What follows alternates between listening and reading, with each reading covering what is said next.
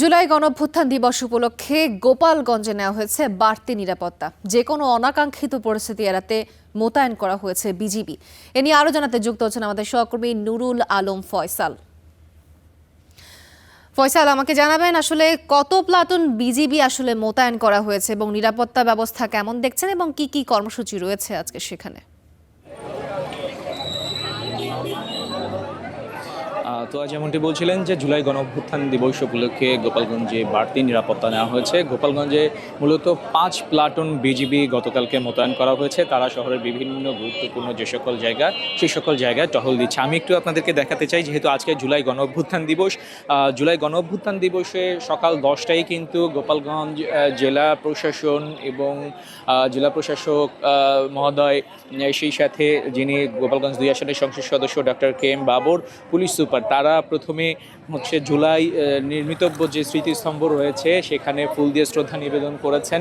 এবং এছাড়াও জুলাই গণঅভ্যুত্থান দিবস উপলক্ষে বিভিন্ন কর্মসূচি কিন্তু গোপালগঞ্জে জেলা প্রশাসনের পক্ষ থেকে নেওয়া হয়েছে। দুপুরে আমরা জানি যে এখানকার আয়োজনের পরপরই রয়েছে জেলা পরিষদ মিলনায়তনে আলোচনা সভা রয়েছে, বিভিন্ন দুস্থদের মধ্যে খাবার বিতরণ, হাসপাতাল এবং জেলা যে কারাগার রয়েছে সেখানে খাবার বিতরণের পাশাপাশি বিভিন্ন ধরনের কর্মসূচি কিন্তু রয়েছে। আরেকটি বিষয় যে জুলাই গণঅভ্যুত্থান দিবস উপলক্ষে গোপালগঞ্জে বাড়তি নিরাপত্তার অংশ হিসেবে অতিরিক্ত বিজিবি 5 প্লাটুন বিজিবি রয়েছে এবং অতিরিক্ত পুলিশ কিন্তু মোতায়েন করা হয়েছে। আপনাদেরকে একটু দেখানোর চেষ্টা করছি যে যেই জায়গাটাতে জুলাই নির্মিতব্য স্মৃতিস্তম্ভ রয়েছে গোপালগঞ্জ শহরের লঞ্চঘাট এলাকা, সেখানে কিন্তু পুলিশের ব্যাপক উপস্থিতি রয়েছে। সাদা পোশাকে রয়েছে এপিবিএন সদস্যরা রয়েছে, র্যাব রয়েছে।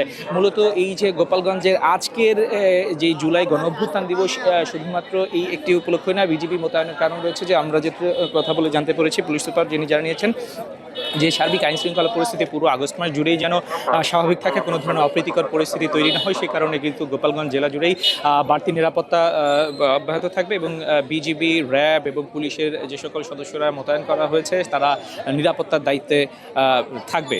তো হ্যাঁ, এই ছিল আমার কাছে গোপালগঞ্জ থেকে সব শেষ। আপনাকে ধন্যবাদ ফয়সাল।